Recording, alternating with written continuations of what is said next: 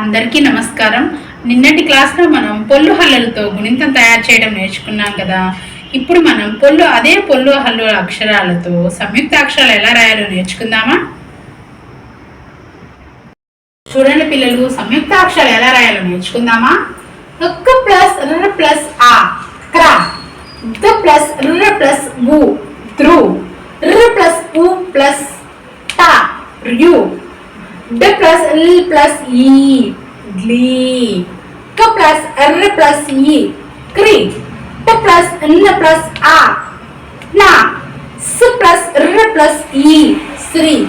ఈ సంయుక్త అక్షరాలు చూశారు కదా పిల్లలు. ఈ సంయుక్త అక్షరాలతో వచ్చే ఒక్కొక్క పదం కూడా రాస్తాను, అప్పుడు మీకు అర్థమవుతుంది. సరేనా?